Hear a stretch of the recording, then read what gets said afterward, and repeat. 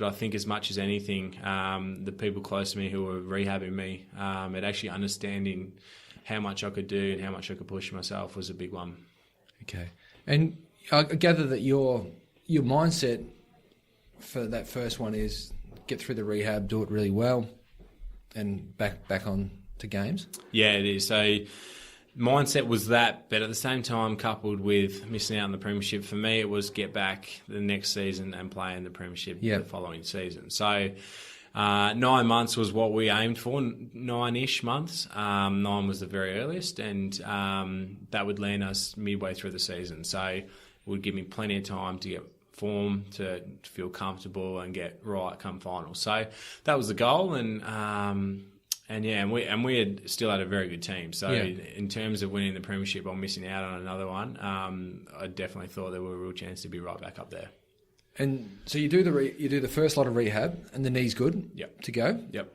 And can you talk through how the second one happens? Because it's a different knee, isn't it? It is. It's the other knee. It's in my comeback game in the third quarter, so it's the first game back. And unfortunately, when you've done one knee, you're much more prone to do the other knee. Just statistically, that's how it is. And whether it's from compensation and whatnot, it's an interesting one. It certainly could probably be more researched mentally to how that actually works. But I did. I bent down for a ground ball on my left leg, went to pick up the ball, and as I picked up the ball, when my leg pivoted, my knee pivoted and tore the other ACL. In what was not much of a thing, but it felt like I had a lot of contact, but I actually didn't have any.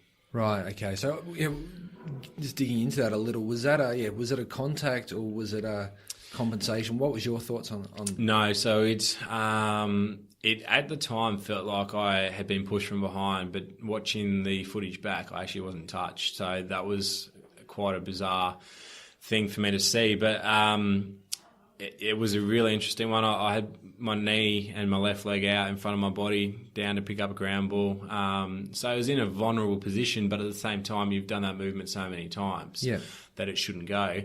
And so I do believe that it has an impact. Obviously, the other leg going is higher, but at the same time too, obviously wouldn't have done that movement many times in the past 9 to 12 months because you've been in the gym rehabbing yourself. So it's one of those ones that, and I'll pass on to other people too, if you can get through your first couple of games back with your knee, then you should stay back because that's the repetitions that you're getting in that you haven't had, that once you've got them in, your body's used to it, it knows those movements and it's comfortable. Yeah, okay. So the people probably don't that game sense of just those movements that are repetitious since you're a kid. They stop for 12 to 24 months and that happens. What's the second one like? Like, what's that? Is this like more of a stuff this? Like, are you pissed off now? I mean, you get every emotion go through you. As soon as you do it, within the hour after, you literally have every single emotion go through your mind. And again, the first thought for me is, it's not necessarily whether I'll be right or not. It's more so that I'm going to miss out on the premiership this year because I'll be out for another 9+ months, which means that if we're in the grand final the following year in 2012, then I'll miss that opportunity again. And that was one that was a real motivating factor for me, not just to come back, but it was something that really helped drive me. And so that's probably one of the first thoughts that comes to mind. And then that's when you start questioning, well, why did this happen again, and how did this happen again, and when will this stop happening? Yeah. Is there at that stage? Are you thinking, is this it? Is this because 2 Ricos doesn't. A lot of people don't come back from that. No, you're right.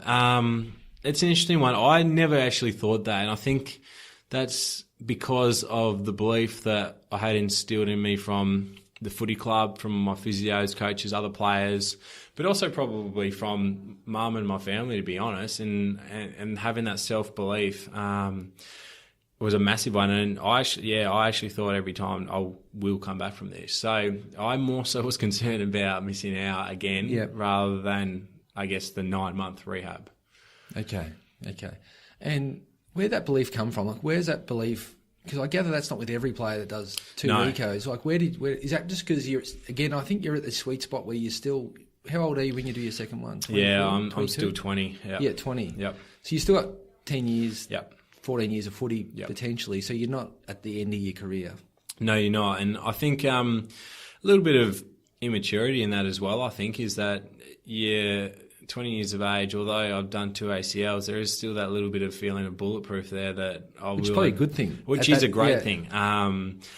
And so it's one that, you probably think, no, I'll be able to overcome this. I've got exactly 10 years plus left. So I can do this and I can overcome that. But I think that's probably half of it. And then I think the other is just through the values that I had growing up and always believing that if you put in the work that it will come off. And that's something that Mum's always instilled in me. And I certainly had it throughout all of my rehabs. And it's been massive because I don't take it for granted, but I never ever thought that I wouldn't come back from this. And I've had teammates say to me, I'm shocked at that because I would have thought the opposite. And I guess I'm just not that way inclined to thinking like that because I never ever thought I won't be able to come back from this. Yeah. I think it's, again, I think that hard work and that want and that grit for hard work and to be okay with it then makes it a lot easier. Because if you're happy to put the work in, that doesn't rehab or whatever. But when you actually look forward to it to get the opportunity, that becomes really important. And for me, that's really important that you've got to put the hard work in just to get the opportunity. Yes, absolutely. And that becomes really relative to what you're doing. Yep. And then the third Rico was that during training? Yeah, it was. So the third Rico was a mishap at training 6 months into the rehab. 6 months in is around about when you start to move back in with the group, integrate back in, start to do off-the-line stuff, uncontrolled type stuff. And so we were doing some light tackling on the side, and I remember I tackled a coach and twisted and went to ground. And I remember getting up and thinking, I had a small pop in my knee, but it might just be some scar tissue. It doesn't feel too bad. I think I'm right to keep going. And then the physio was like, no, we'll just test it. I think you're fine, but we'll just test it. So tested it and walked in, and he's like, mate, I don't actually know, to be honest. It's hard to tell what you've done. And I was sort of like, yeah, but nothing serious. And he's like, I don't know if I can rule that out. And that's when it sort of hit me. I was like, hang on a second, like, what has just happened? And so went and had scans, went and saw my surgeon. Even he was like, I'm not 100% sure what's happened. So then had scans, and they said, all right, we'll get back to you later this arvo. So I remember it still sits with me today because my doc rang me and said, hey, mate, looked at the scans, not an ACL tear, you're in the clear. And I remember when he said that, it's just the biggest relief. You're so happy, regardless of what it is. You're so happy. And so I was up in Melbourne, did a couple of things, and then had a couple of missed calls from him. About 2 hours later, I was about to drive back to Geelong. Rang him back and I said, hey, mate, what's going on? He said, mate, I just spoke with the surgeon about half an hour ago. He said, I'm so sorry. Like, I couldn't see it, but the surgeon says that you've partially torn your ACL. Right.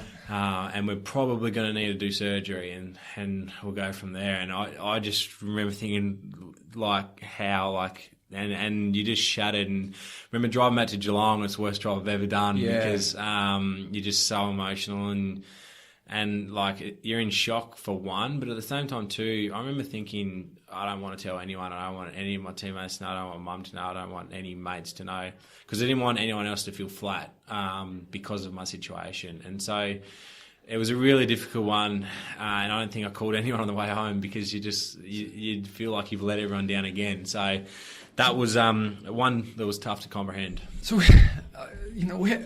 first of all, where does that sort of, what's in that mindset where you're there and you get the news, but you're not wanting to tell anyone because you don't want them to feel flat for you. And then putting that into context is that this is your third Rico in 3 years. Like, how's that play out for you?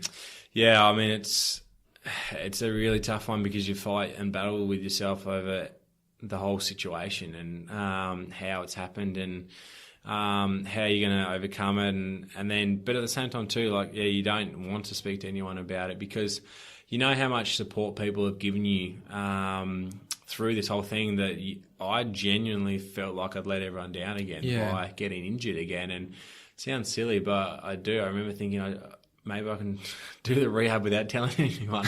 But it's amazing, what it can do to you mentally, and you don't think straight or smart at all. But that was one that we actually decided. We didn't tell my teammates for a few weeks because we wanted it to sort of, one, get our head around it, but two, subside a little bit too, so that when it come out in the media, when it come out to teammates, we were sort of a month into it and we were up and going and mentally in a better position. So that's all well and good until teammates start asking you and start saying different things like, oh, you're going really well, and then you're sitting there unbelievably frustrated about to say, I've just torn my ACL, like, what are you talking about? So mentally it's extremely tough, and you're in a real spiral at that stage.